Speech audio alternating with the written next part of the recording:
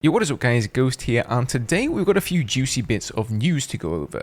So the engineer nerf that was announced the other day has more to it than meets the eye. Railgun tanks look like they are going to receive some changes in the future, and then we've just had the latest episode of the Inside Battlefield podcast where they continue to tease Season 6 for us. So we're going to get into all of that. Before we begin though, as always, if you do enjoy the content here on the channel, don't forget to hit that subscribe button, leave a like down below, and oh, before I forget, I have started streaming on Twitch again recently, so if that's something that interests you, then there's a link down below. As always guys, thank you for the support. So as I'm sure many of you are aware, but don't worry for those at the back, we are going to cover it. DICE unveiled their update 5.3 the other day, which will of course be releasing tomorrow on the 29th of August. And there were two particular things in there that got a lot of people's panties in a twist. The first one is of course the nerf to the M5 recoilless and the RPG velocity. So DICE decided to reduce the speed here by 17% in order to combat people using these launchers to snipe infantry. And I must admit, this took me by surprise as well. After what Bruce Brody had to say on the Inside Battlefield podcast last week, about making engineers feel good to play again, I fully expected an engineer buff and not a nerf. However, I really don't think a 17% nerf is that big of a deal. It's really pretty negligible. These launchers are still going to be way faster than what we've seen from previous titles like Battlefield 4. However, it looks as though, as many of us suspected, this is only half of the story. So Shadow X took to Reddit saying, "So that's the engineer update teased some time ago? Really, DICE?" And Kevin, one of the community managers, actually replied, "Just wish to reiterate here, as I had done with the update notes thread, this is not the engineer update. That is currently on course to arrive as part of Season 6 and will constitute far more than an alteration or two to a single aspect of the engineer class. There will be a substantial change taking place for some engineers at a later date, and we will communicate on those at the appropriate time." So no, apparently this is not the engineer update that has previously been referred to, it's just a small tweak to the launchers. What's interesting here is that Kevin says there will be a substantial change taking place for some engineers at a later date, some meaning more than one, and if I had to guess, it's got to be Boris and Crawford, who are both, in my opinion, rather lackluster picks as far as specialists go. Liz, I think, is already in a good place. She's very versatile, equip her with C5 and some underbarrel AP grenades, and she's a vehicle killing machine. Now, I do think DICE could have done a better job communicating this to players in the patch notes before it caused a ruckus. They could have left, like a dev comment saying something along the lines of, "There will be more engineer changes to come with Season 6, and that would have assuaged much of the worries that we're seeing at the moment. Now, I think what really got players to grab their pitchforks is that they have rebalanced the vehicle numbers on all of the Battlefield 2042 maps.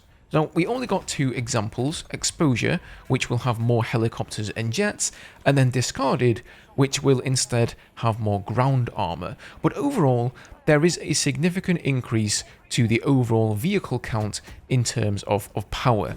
So this, alongside the engineer nerf, has obviously pissed some people off, and there have been a lot of conversations about this taking place over the weekend. Some people are happy because now they can, actually get a vehicle for once, whilst other infantry mains are annoyed that they will now get farmed even harder by, in their eyes, overpowered vehicles.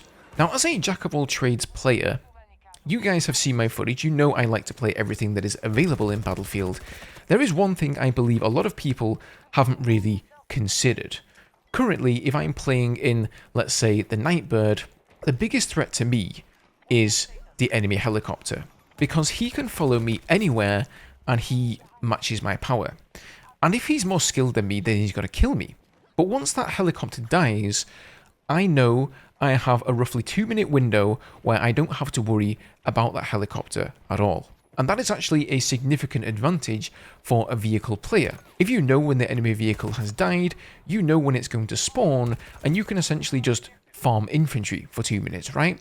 However, if we take exposure, for example, where there are now 3 helicopters, there is no way that you can keep track of all 3 of those spawns, which means that at any time, somebody on the enemy team can spawn in and they can catch you off guard whilst you're preoccupied with another target. To put it plainly here, with the increase in vehicle numbers, I think that vehicle players are actually going to spend more time killing other vehicles and less time targeting infantry. I may be wrong, and we're going to see how this plays out next week, because remember, these vehicle count changes actually come into effect next Tuesday and not tomorrow, but that's my theory at least. Now, speaking of vehicles, the Railgun tank is, I think, one of the most divisive ones, one of the most controversial vehicles in the game.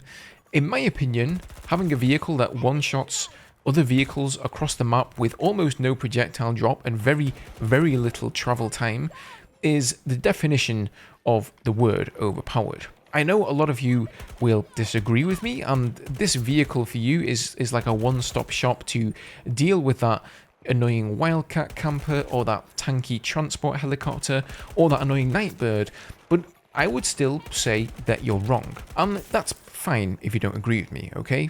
However, what is interesting here is that Eddie, Armored Kill, who works on the vehicles in 2042, has replying to Dominic's very astute question here, asking if there'll be any balance changes coming to the Railgun tank, and Eddie confirms, yes, it's coming. Now, there's no knowing if these will be nerfs, buffs, or, something in between.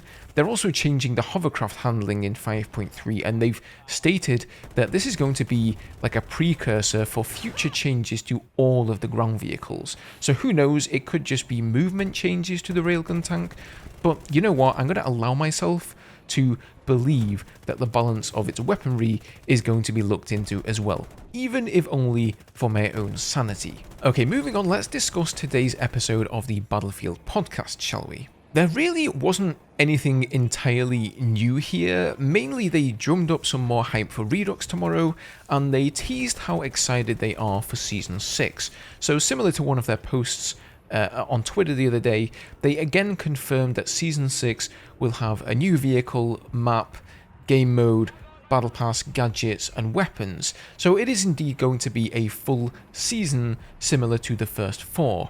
However, what caught my ear there is actually game mode. I don't think we've heard them mention that before, so this may simply be a mid-season game mode like we've seen in the other seasons, of course, but who knows, perhaps this is going to be a permanent game mode that is directly related to the map in Season 6. Ryan MacArthur was also on the podcast this week, and he again reiterated that there will be something special in there, saying what they're doing for Season 6 is something we want to do to give the community what they haven't seen before, but is still very Battlefield and really fits into that sandbox gameplay. He also said, as a team, we've upped our game for the next season. So they also confirmed that Season 6 will be releasing directly after these 6 weeks that Redux is running, but unfortunately it sounds like we're going to have to wait until then to hear more news on exactly what Season 6 contains. So probably 4 weeks of nothingness from now, I think, unfortunately, but I'm sure some of you will have a great time in Redux. Certainly if you've never experienced it before, I will be delving in once again, and this time likely streaming it on Twitch, so if you want to come by and have a chat with me there, you know where to find me. But thank you for watching today, guys. Leave me your thoughts down below. Go and check out this video for all of the changes coming in update 5.3 tomorrow, and I'll see you guys in the next one.